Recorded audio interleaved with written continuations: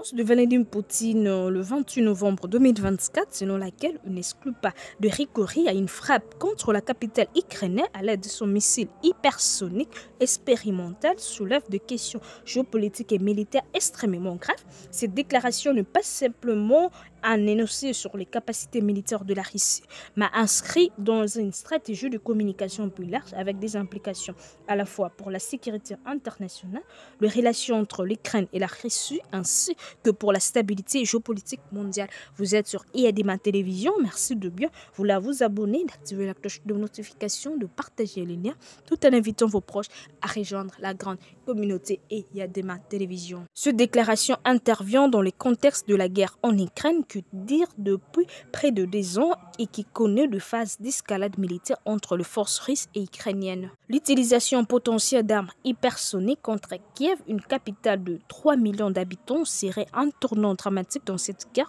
Poutine, en évoquant un missile hypersonique, semble vouloir envoyer un message fort non seulement à l'Ukraine, mais aussi à l'Occident qui soutient ces pays. La menace d'une frappe nucléaire ou d'une arme de haute précision pourrait être perçue comme une tentative de la part de la Russie d'augmenter la pression sur les alliés de l'Ukraine tout en cherchant à déstabiliser davantage le moral des Ukrainiens. Cela pourrait aussi indiquer un possible changement de stratégie de la part de Moscou face à l'impasse militaire et aux sanctions économiques croissantes qui pèsent sur son économie.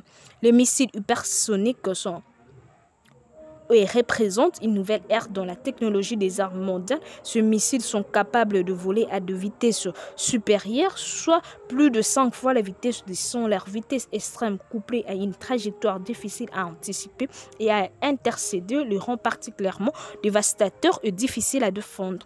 Le missile décrit par Poutine comme est terriblement destructeur, serait potentiellement capable de frapper des cibles à distance considérablement avec une précision redoutable. En raison de sa vitesse et de son attitude de vol, il est extrêmement difficile à intercepter par les systèmes de défense existants comme le Patriot ou les systèmes de défense utilisés par l'OTAN. Cela rendrait une attaque contre Kiev particulièrement dévastatrice, car la capitale ukrainienne ne serait guère en mesure de se protéger efficacement contre une telle menace.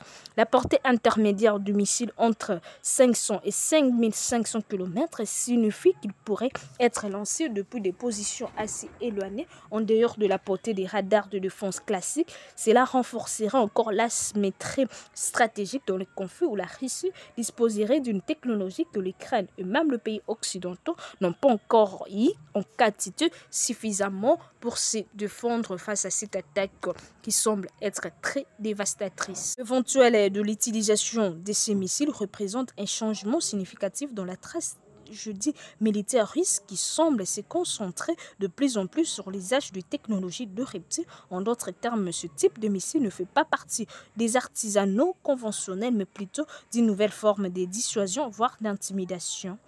Poutine utilise peut-être cette menace pour dissuader l'Ukraine de poursuivre son offensive ou pour inciter les puissances occidentales à réduire leur soutien. Dans ces contextes, la déclaration pourrait être perçue comme un moyen de rappeler la puissance militaire russe et de faire une pression sur l'Occident qui soutient financièrement et militairement Kiev. Cela pourrait aussi être perçue comme une tentative de la Russie de montrer que malgré l'impasse du front, elle dispose de moyens dispositionnés qui pourraient en théorie renverser la situation. Cependant, cette menace soulève aussi le spectre d'une escalade incontrôlée du conflit. L'usage de missiles hypersoniques contre une ville aussi stratégique que Kiev pourrait entraîner une réponse militaire occidentale, voire un élargissement du conflit en Europe. L'OTAN pourrait à son tour être poussée à intervenir directement en raison de pertes de civils massifs et du caractère particulière destructeur de l'arme. Il utilise donc un risque évident que cette décision mène à une escalade incontrôlable, menaçant de transformer la guerre en Ukraine en un conflit de la grande envergure. Poutine est un maître dans l'art de la guerre psychologique en évoquant publiquement une frappe potentielle contre Kiev. Il envoie un message de terreur. Non seulement il tente de démoraliser les Ukrainiens, mais il cherche également à s'aimer les doutes dans l'esprit de décideurs occidentaux en suggérant que la Russie pourrait recourir à des armes de destruction massive à un moment où les tensions entre l'Est et l'Ouest sont déjà élevées. S'ancrer également dans une logique de guerre d'information où la Russie cherche à manipuler la perception internationale en évoquant l'utilisation d'une arme terriblement destructrice. Elle cherche à affirmer son pouvoir militaire mais aussi à remettre la pression sur les gouvernements occidentaux pour qu'ils réévaluent leur soutien à l'Ukraine. Si Poutine venait effectivement à utiliser un missile hypersonique contre Kiev, cela aurait des répercussions bien au-delà de la guerre en Ukraine. Là, serait également un changement fondamental dans la manière dont les grandes puissances utilisent la force militaire. Les recours à de telles armes contre une capitale européenne pourraient redéfinir les normes de la guerre moderne.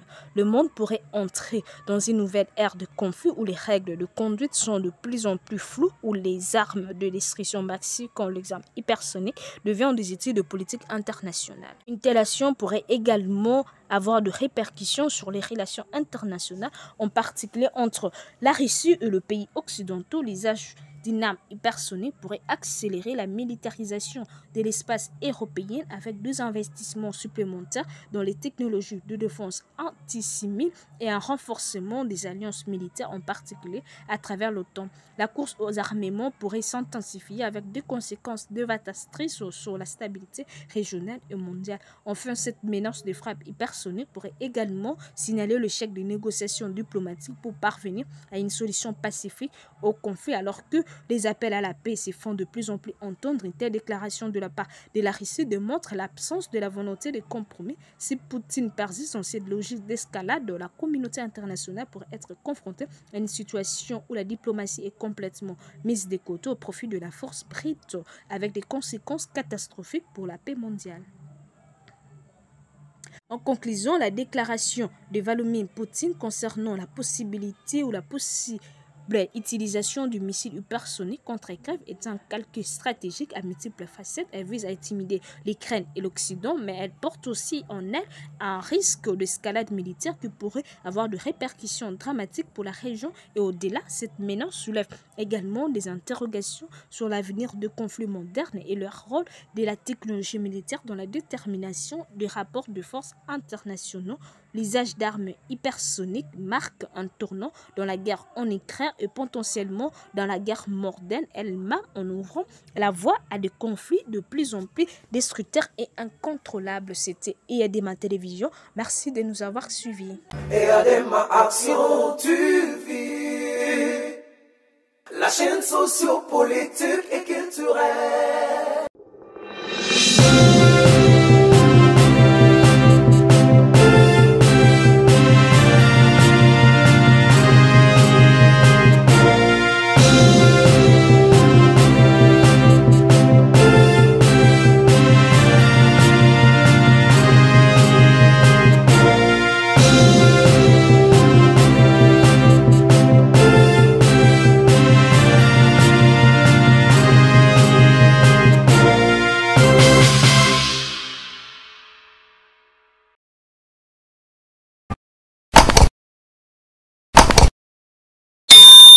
EADMA Action, tu vis la chaîne sociopolitique et culturelle.